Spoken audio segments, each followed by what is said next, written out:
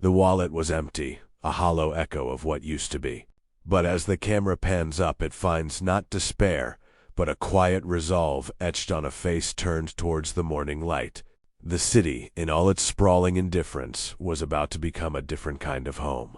The first lesson of the day was hydration. A public fountain, its water cool and clear, offered a lifeline. The city's pulse was a cacophony of hurried footsteps and distant sirens. But here, by the steady stream of water, was a moment of peace. Survival, in its purest form, is about finding the essentials.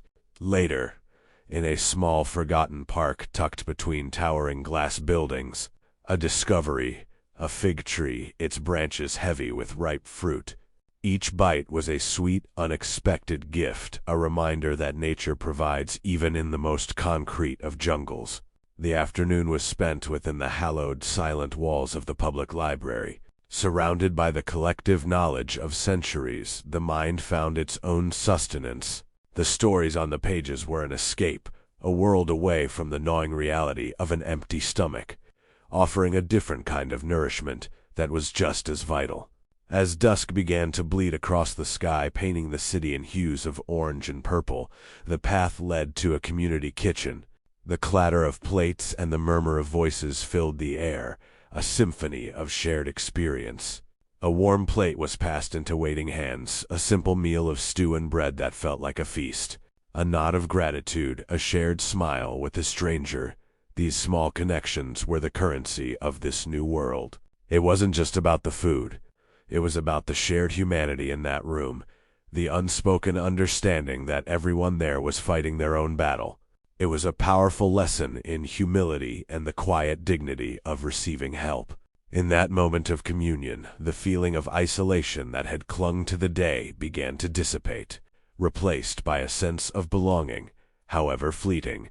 Night fell, and the city transformed once more. Finding a safe place to rest was the final challenge. A secluded alcove sheltered from the wind and the prying eyes of the night became a temporary sanctuary. Lying there, with the city's hum as a lullaby, the day's events replayed in the mind. The water, the fruit, the books, the millage was a small victory, a piece of a puzzle that was starting to form a new picture of life. This wasn't a story of loss, but of discovery. It was about stripping away the non-essentials to find what truly matters. The hardness of the concrete was a stark contrast to the softness of human kindness encountered throughout the day. The journey was far from over, but the fear was gone. As the first rays of dawn kissed the horizon, a new day began. The eyes that greeted the sunrise were not the same as the ones that had faced the empty wallet. They held a newfound understanding, a quiet strength born from a day of living on the edge, a profound appreciation for the simple, profound act of survival.